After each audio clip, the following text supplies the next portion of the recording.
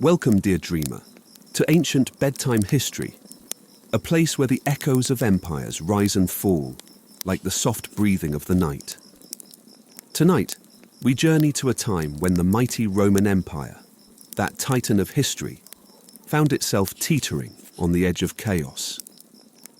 Picture, if you will, the vast Mediterranean world in the 3rd century after the birth of Christ.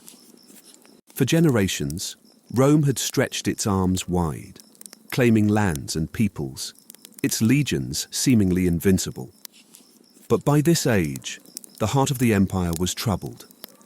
Emperors came and went in a bewildering parade, often lasting mere months, their reigns ending abruptly, violently. The vast frontiers, once so secure, now faced constant threats from every direction, like shifting sands beneath a tired foot. It was in this time of immense uncertainty, when the very idea of Roman dominance seemed to falter, that a new power began to shimmer into existence in the sun-drenched east.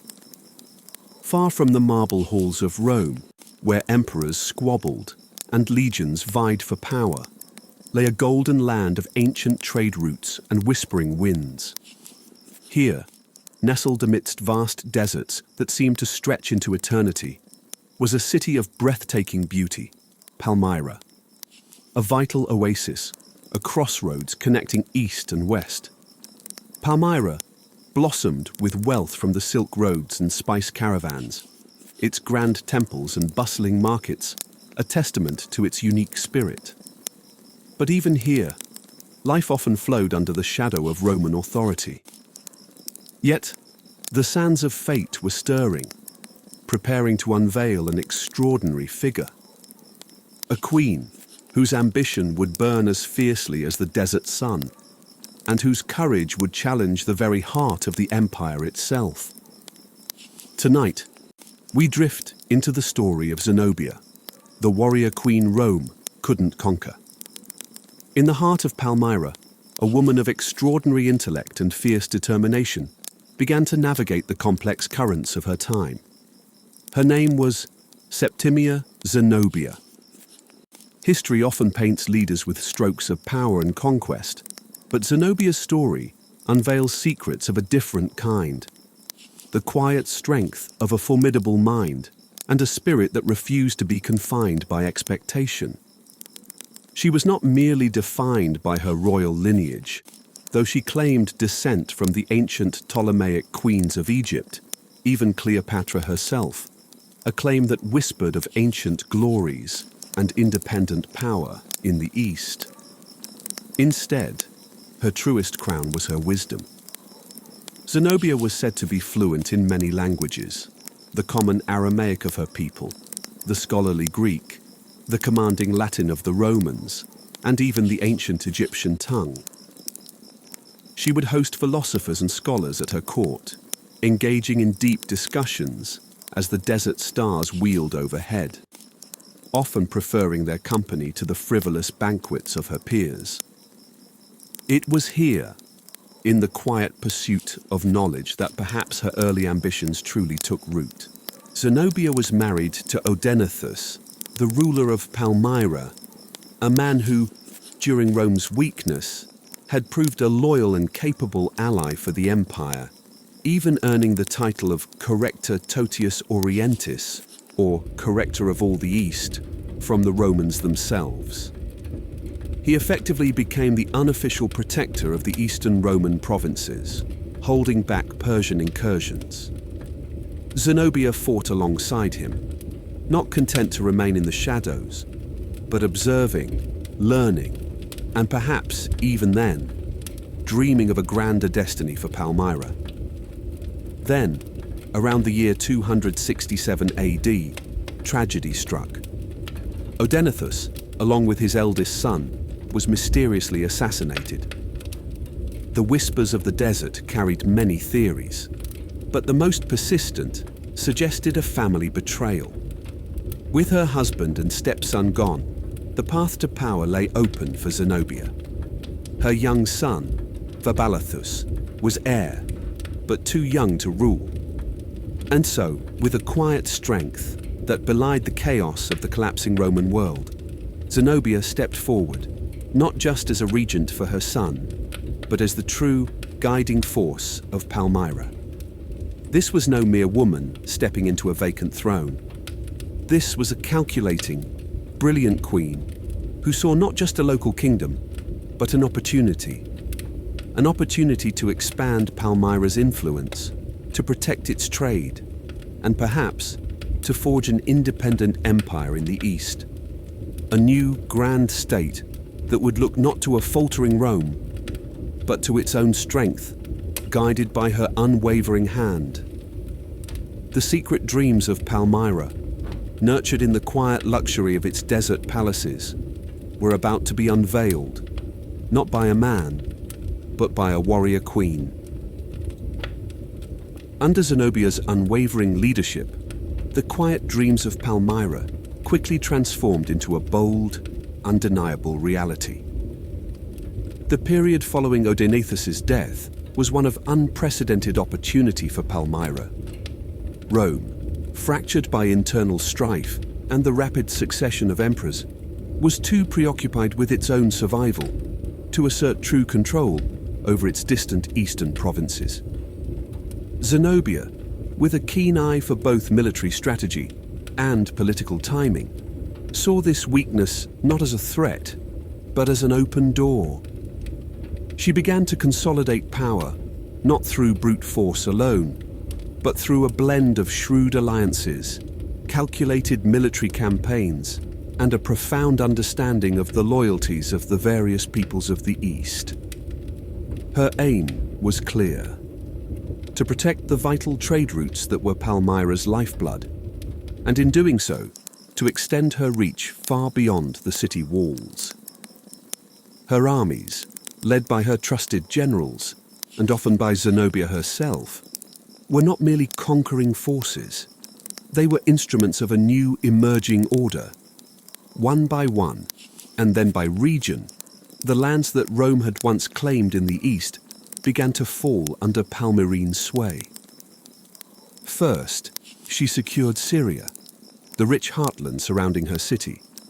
Then, her gaze turned southward to the crown jewel of the eastern provinces, Egypt. Egypt, the ancient land of pharaohs, with its vast grain supplies vital to feeding Rome itself, was a prize of immense strategic importance. To seize it was an act of profound defiance, a direct challenge to the very lifeblood of the Roman Empire. Yet Zenobia's forces, through a combination of swift action and the discontent of the Egyptian populace with Roman rule, managed to conquer it. This was no small feat.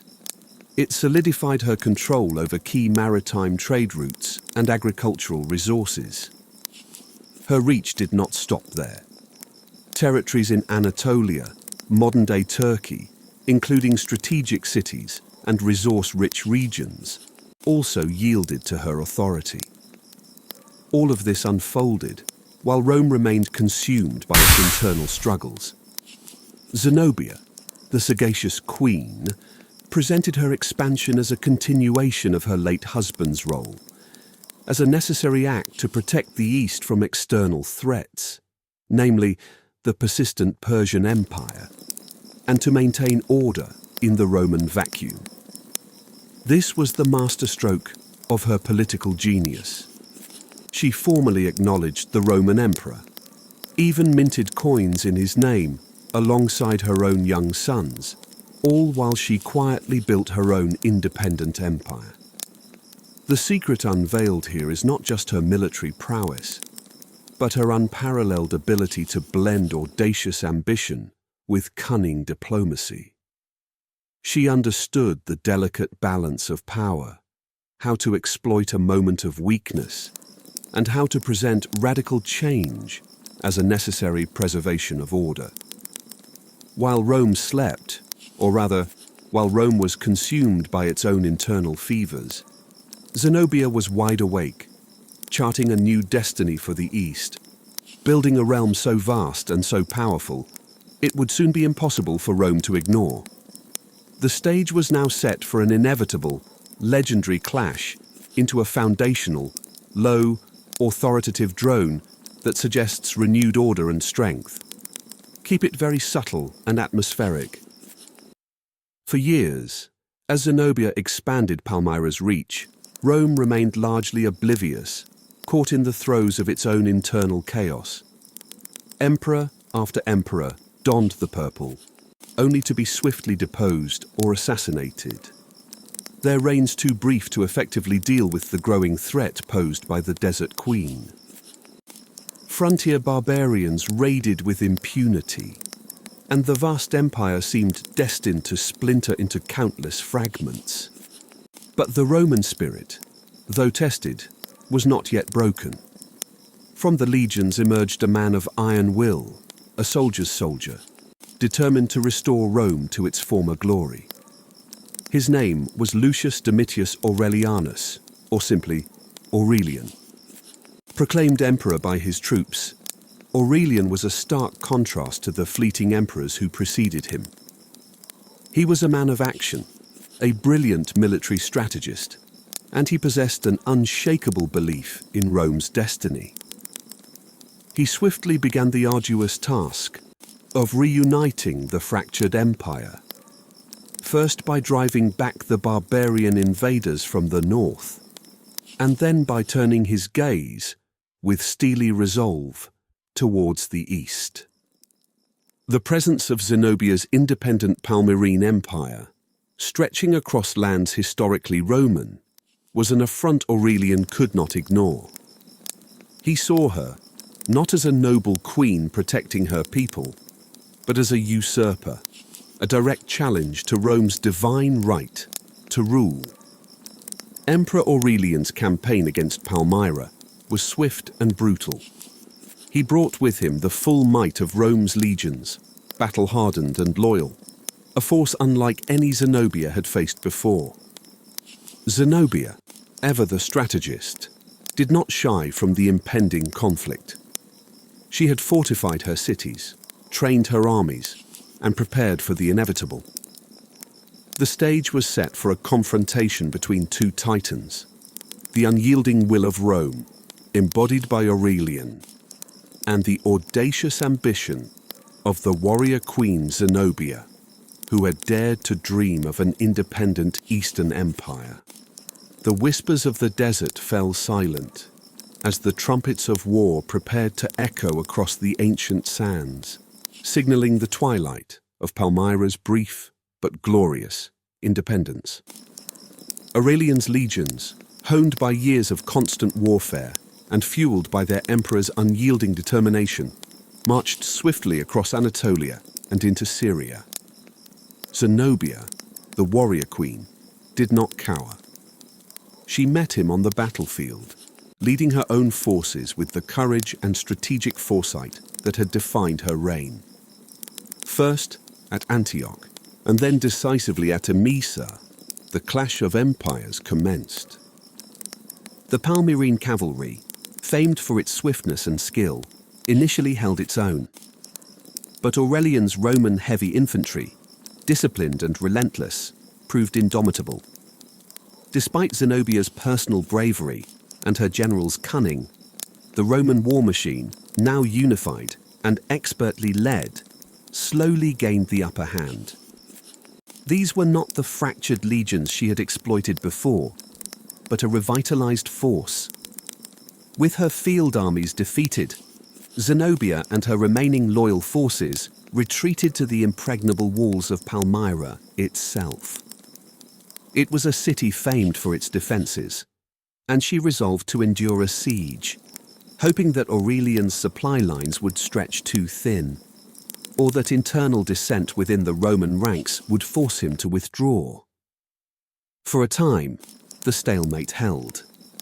But Aurelian, relentless, pressed the siege with vigor, disrupting trade and tightening the noose around the once flourishing city. He even dispatched a letter to Zenobia, offering lenient terms of surrender, her life and the lives of her family, and a place of honor for Palmyra within the empire, if she would simply yield. But Zenobia, true to her defiant spirit, refused. She was a queen, not one to capitulate easily. She attempted a desperate escape on a swift dromedary, hoping to reach the Persian Empire and rally support. However, she was captured by Roman light cavalry before she could cross the Euphrates River. With their queen taken, and faced with starvation and the overwhelming might of Rome, the citizens of Palmyra finally opened their gates. And so, in 272 AD, the sun began to set on Palmyra's brief but radiant golden age. The city was spared from immediate sack, and many of its treasures remained intact. Zenobia, the unconquerable queen, was taken prisoner.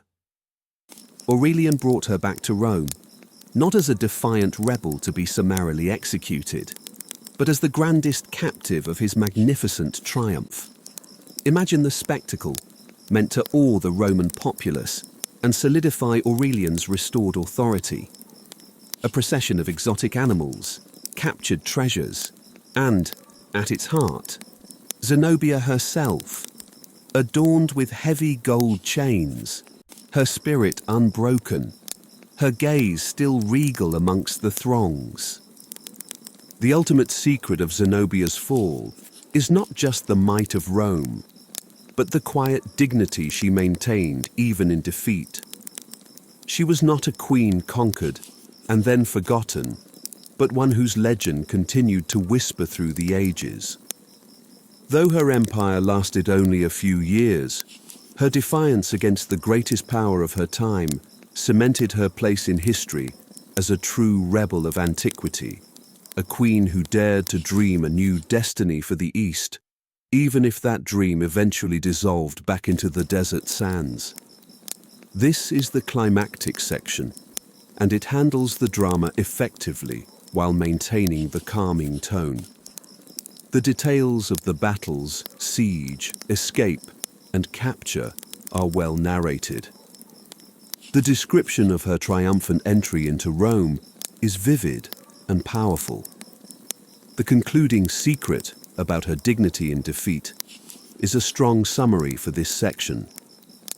What became of the remarkable Queen Zenobia after her grand parade through the streets of Rome? Here, history offers us not one clear path, but a gentle whisper of possibilities, a testament perhaps to the very secrets that surround her life. One account suggests that Aurelian, impressed by her intellect and regal demeanor, chose not to execute her, but instead granted her a beautiful villa near Tibur, modern-day Tivoli, just outside Rome. Here, it is believed she lived out her days in quiet dignity, surrounded by her children, becoming a respected philosopher and a figure of curiosity and admiration among Roman society. This fate, peaceful and unexpected for a rebellious queen, speaks to Aurelian's own pragmatic wisdom and perhaps his grudging respect for a worthy adversary. Other whispers suggest a different end, perhaps a quiet, unnoticed passing, or a more subtle form of imprisonment. Yet the story of her living freely, respected for her intellect even by those she defied, has held the strongest sway.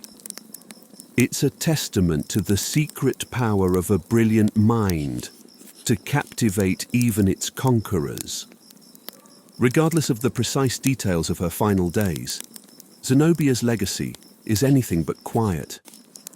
She remains, to this day, one of history's most compelling and audacious rebels. Her story illuminates several profound, gentle truths. She proved that even in an age dominated by vast empires and powerful men, a woman of exceptional intellect, courage, and ambition could rise to challenge the greatest power on earth. She defied expectations of gender, of regional power, and of imperial authority. Zenobia is remembered not merely as a defeated foe, but as the queen who dared to dream of a new Eastern empire. Her brief, glorious reign, though ultimately reabsorbed into the Roman fabric, served as a potent symbol of independence and resistance. Her image, striking coins with her own likeness, leading armies, debating with scholars, continues to inspire. In the soft light of the moon, as history settles around us, Zenobia stands as a timeless reminder that even the most subtle acts of defiance, the most ambitious of dreams, can leave an indelible mark upon the sands of time. And so, the whispers of the Desert Queen and the secrets of her unconquered spirit can now gently guide you into a peaceful slumber. Let us return, dear dreamer, not to the clash of armies or the triumphal march of emperors, but to the quiet breath between history's heartbeats.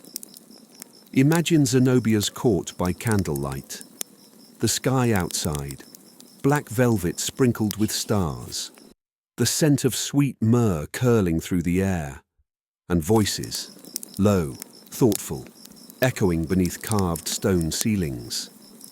Here the queen would sit upon a low couch, draped in embroidered linen, her hand resting gently on a scroll, her eyes alert and calm. Around her gathered poets, physicians, and astronomers. Palmyra, the city she guarded so fiercely, was more than a crossroads.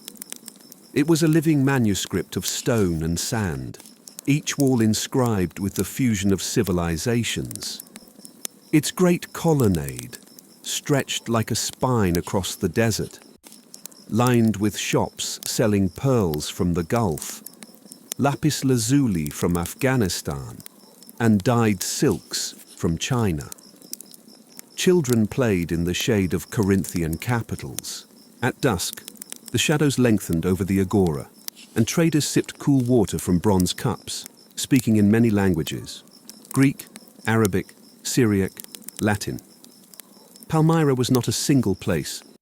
It was a meeting of worlds. Zenobia understood this. She ruled not with isolation, but integration. A queen of inclusion, not division. In the silence between campaigns, Zenobia would often ride alone, not far, just into the dunes beyond Palmyra, to breathe, to think. She believed the desert could speak, not in words, but in stillness.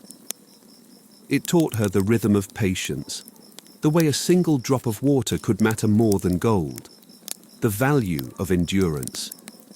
Here, she would remember her ancestors, Cleopatra perhaps, but also the unnamed women who bore sons, kept fires, told stories.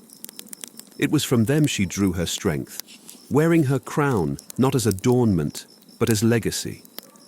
And always, always, she returned home under the rising moon, eyes full of stars. Years passed. The world moved on. Rome eventually faded. So did Palmyra. But memory lingers like incense long after the flame. In the marble ruins of the desert, travelers still walk where Zenobia once stood. They run fingers along broken columns, peer into cracked baths and mosaic courtyards. Some say you can still feel her presence, a whisper behind the wind, a presence in the hush of twilight. And in dusty libraries across the world, her name appears beside emperors, not as a footnote, but as a force. Zenobia's story is not one of conquest alone. It is a mirror, a gentle reflection on what it means to dream boldly, to lead with wisdom, to resist quietly, not out of rebellion, but belief. She lived in a world of men, and yet shaped it. She was captured, but not erased. She bowed, but never broke. Even now, her image lives on. In paintings, in operas, in poems. A woman wrapped in silk and gold, with eyes like flame, and words like water. You may not see her face in a history book, but you will feel her anytime you choose defiance over silence, anytime you choose clarity over fear. Years passed. The world moved on. Rome eventually faded. So did Palmyra. But memory lingers like incense long after the flame. In the marble ruins of the desert, travelers still walk where Zenobia once stood. They run fingers along broken columns, peer into cracked baths and mosaic courtyards. Some say you can still feel her presence, a whisper behind the wind, a presence in the hush of twilight. And in dusty libraries across the world, her name appears beside emperors, not as a footnote, but as a force. Zenobia's story is not one of conquest alone. It is a mirror, a gentle reflection on what it means to dream boldly, to lead with wisdom, to resist quietly, not out of rebellion, but belief. She lived in a world of men, and yet shaped it. She was captured, but not erased. She bowed, but never broke. Even now, her image lives on, in paintings, in operas, in poems. A woman wrapped in silk and gold, with eyes like flame, and words like water. You may not see her face in a history book, but you will feel her anytime you choose defiance over silence, anytime you choose clarity over fear. And now, dear listener, let her story fall away, like sand through open fingers. Let your breathing slow. Let the air around you quiet. Zenobia has walked her path. Her chariot has faded into the dunes, her voice into the wind. You are safe, you are still. Let your dreams carry you, not to war, but to the starlit roof of Palmyra's palace, where the night is long and history sleeps beside you. Let us return once more to the silent sands of Palmyra, not to conquest or rebellion, but to something softer, something quieter. The breath that follows history's roar. Zenobia, the warrior queen, no longer rides the dunes. Her empire, bold and shimmering, has long since dissolved back into Rome's dominion. Yet, even in absence, her presence lingers, like the scent of desert myrrh, long after the fire has gone out. There are no trumpets now, no horses, no banners, only ruins and memory. In the heart of Syria, beneath a sky as vast as a forgotten dream, lie the crumbling bones of Palmyra. Once, it was a jewel of the East, a place where caravans met the stars, where cultures wove together in silk and gold. Now it is still, the Temple of Bel, half swallowed by time, still casts a shadow. The arches still frame the horizon, like ancient frames waiting for a story. If you walk the colonnades today, slowly, softly, you might hear the echoes, not loud, but there. A footfall that's not your own, a breath between the stones. The desert doesn't forget. Far from Palmyra's golden dust, in the hills near Rome, a villa sits nestled in green silence. It is said that here, Zenobia lived out her final days. No longer a queen, but not quite a prisoner. A scholar, a mother, a guest in the very empire she once defied. She wore no crown, but she wore her history. Neighbors came to speak with her. Roman poets curious about the East. Young women drawn to her mind, not just her story. In this quiet place, Zenobia read philosophy in the mornings, walked the gardens in the golden afternoon, and perhaps thought often of Palmyra, of heat, of wind, of freedom. Let us return once more to the silent sands of Palmyra. not to conquest or rebellion, but to something softer, something quieter. The breath that follows history's roar. Zenobia, the warrior queen, no longer rides the dunes. Her empire, bold and shimmering, has long since dissolved back into Rome's dominion. Yet, even in absence, her presence lingers, like the scent of desert myrrh, long after the fire has gone out. There are no trumpets now, no horses, no banners, only ruins and memory. In the heart of Syria, beneath a sky as vast as a forgotten dream, lie the crumbling bones of Palmyra. Once, it was a jewel of the East, a place where caravans met the stars, where cultures wove together in silk and gold. Now it is still, the Temple of Bel, half swallowed by time, still casts a shadow. The arches still frame the horizon, like ancient frames waiting for a story. If you walk the colonnades today, slowly, softly, you might hear the echoes, not loud, but there. A footfall that's not your own, a breath between the stones. The desert doesn't forget. Far from Palmyra's golden dust, in the hills near Rome, a villa sits nestled in green silence. It is said that here, Zenobia lived out her final days.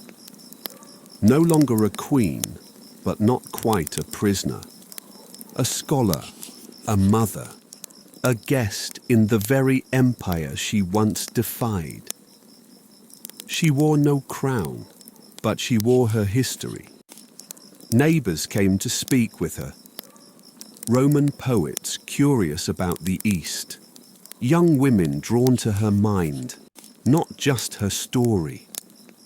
In this quiet place, Zenobia read philosophy in the mornings, walked the gardens in the golden afternoon, and perhaps thought often of Palmyra, of heat, of wind, of freedom. Zenobia's children lived on. Vabalathus, her son, the boy once proclaimed co-ruler, grew up under the careful eyes of Roman tutors. Some say he became a philosopher.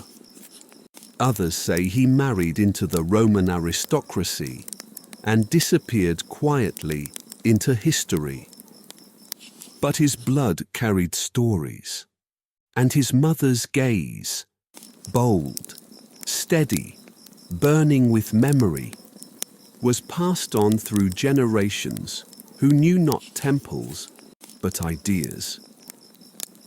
The daughters of Zenobia, whose names are lost to time, likely walked through the atriums of Roman villas, but inside them lived palaces of stone and sand, and stories whispered by a queen under stars. Stories of bravery, of choices, of how an empire is not always greater than the dream of one woman. History often remembers in lines, names, dates, battles, but memory moves like water. Zenobia's name appears in scrolls, then disappears for centuries. She is reborn in Arabic poetry as a just ruler. She is painted during the Renaissance in silver armor, standing before crumbling columns. In the 18th century, she's imagined as a romantic heroine. In novels, in operas, in whispered salons. Even today her face returns. On murals, in museums, in the determined eyes of women who speak truth to power. What survives is not just what she did, but the feeling of her, unbroken, undiminished. Palmyra rose again, centuries after Zenobia. A town formed near its ruins. Travelers returned.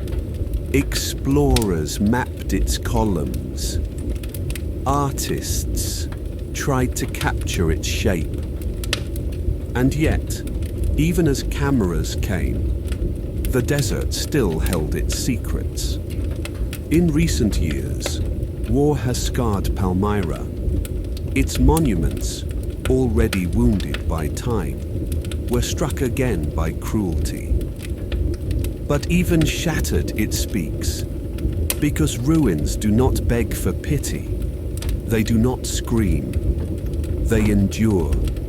And through every stone still standing, Zenobia stands. Not in marble, but in defiance, in dignity. You, listening now, you are part of her legacy. You, who drift through stories before sleep. You, who imagine sand and silk and candlelit halls. Zenobia lives in this imagining. Because to dream of a world outside the order you've been given, that is Zenobia. To refuse smallness, to speak boldly, to carry your fire in silence when the world demands surrender. That is Zenobia. She may have walked barefoot through Roman gardens, but her mind still rode eastward across the sands. Even long after Zenobia faded from the courts of Rome, and the ruins of Palmyra fell still beneath the weight of sand, her name did not vanish. It transformed. In medieval chronicles, she was sometimes called Al-Zaba, the desert queen who defied the greatest empire of her time. Arab poets imagined her seated in domed halls, surrounded by astrologers and warriors, her gaze fixed beyond the horizon. In their telling, she ruled not only with sword and scroll, but with the mystical insight of those who understood the stars.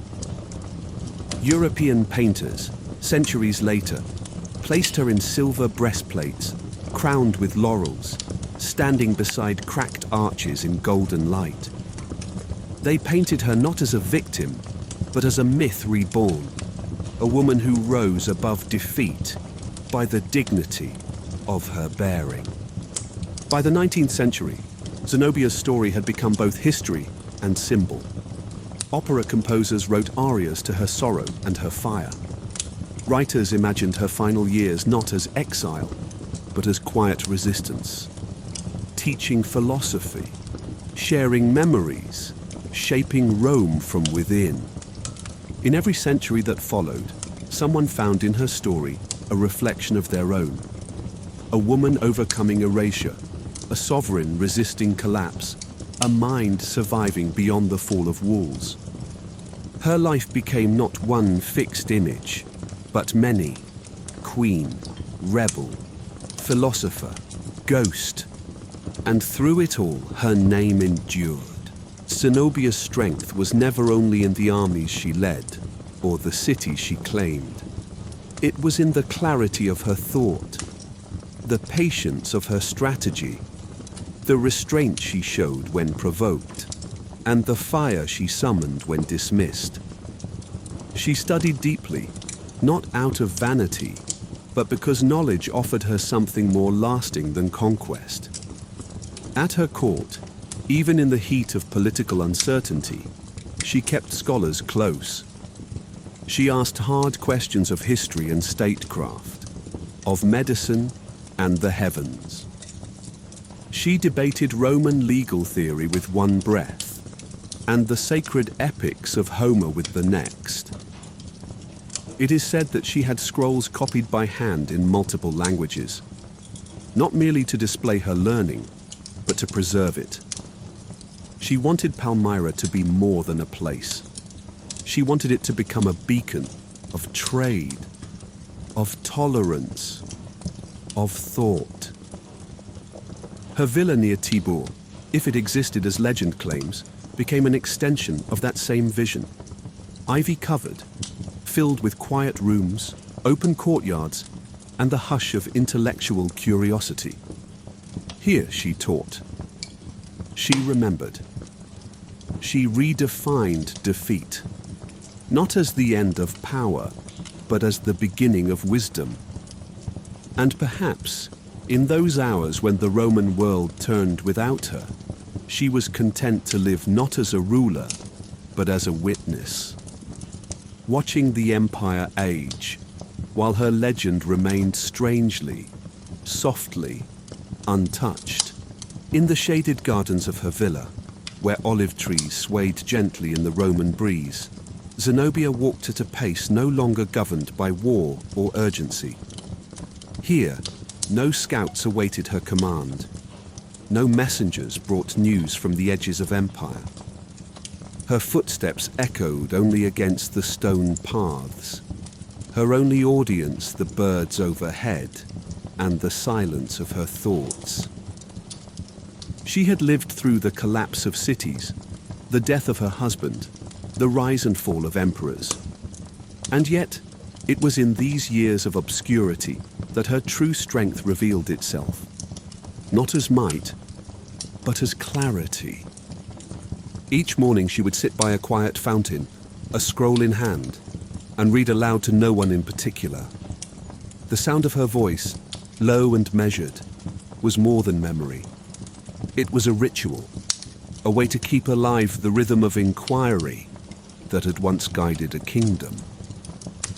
Servants passed her quietly, not out of fear, but reverence, as though they were sharing space with a living monument.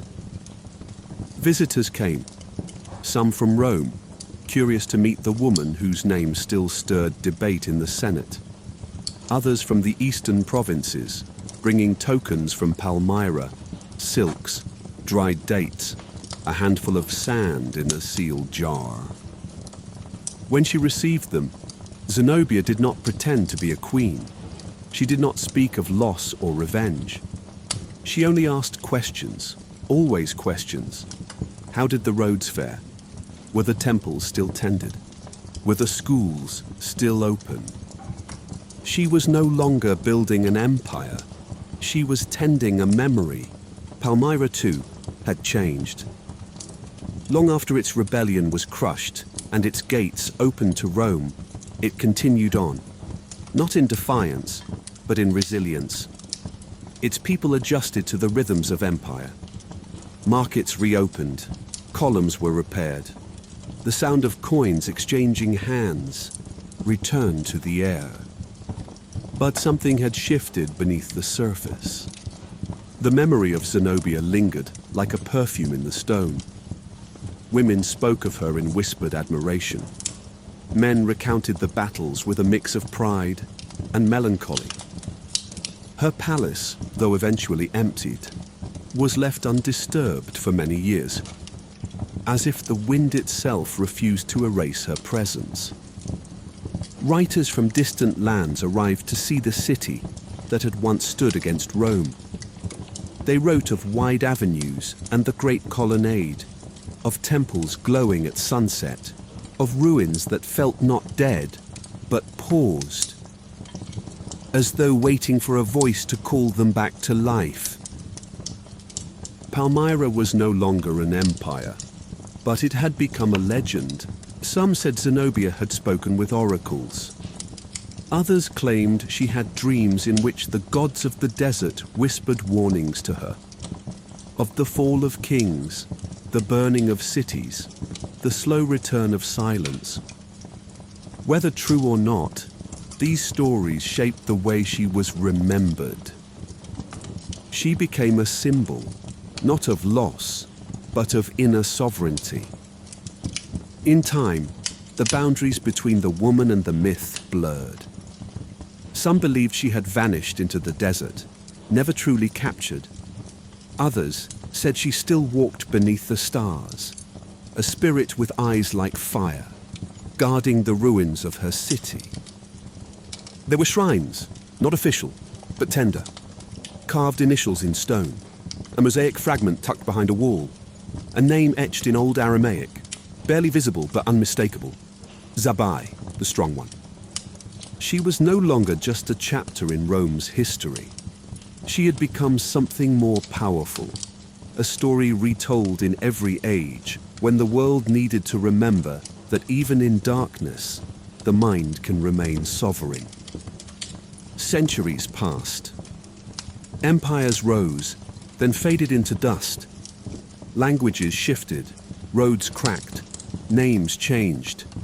But Zenobia remained, not in flesh nor crown, but in the quiet corners of memory, the places where stories live.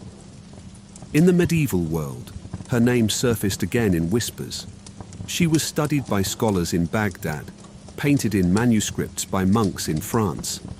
To some she was a heroine, to others a heretic, but always, always a force. A figure too compelling to forget. During the Enlightenment, as Europe rediscovered its love for antiquity, Zenobia re-emerged. A woman ahead of her time, an empress in all but title, a lesson written not in marble, but in boldness, in courage, in restraint. Her story has no final chapter, no single truth. Because history, like sand, does not settle evenly. Each generation has found something different in her. And perhaps that is the mark of the truly legendary. Not to be remembered in one form, but in many. Like light cast through stained glass. Like wind over stone. Now, dear listener, you have walked with her. You have stood in the dust of Palmyra. You have heard the hush of her court. You have followed her into silence and seen what was left behind. Let that story now fold gently around you. Let the air in your room be the desert wind, slow and warm. Let the ceiling above you become the sky that once watched over queens. Let the darkness feel not empty, but vast, like the land she ruled and the mind she carried. Zenobia does not need a monument. She lives in the minds that remember her. And now, for a time, she lives in you. Close your eyes. Let your breathing slow. No more battles. No more voices. Only rest. And the soft echo of a woman who once dared to rule the world, and instead ruled something greater. Memory. Sound. The wind fades. A final hush. Only the sound of stillness, long and low. Sleep well.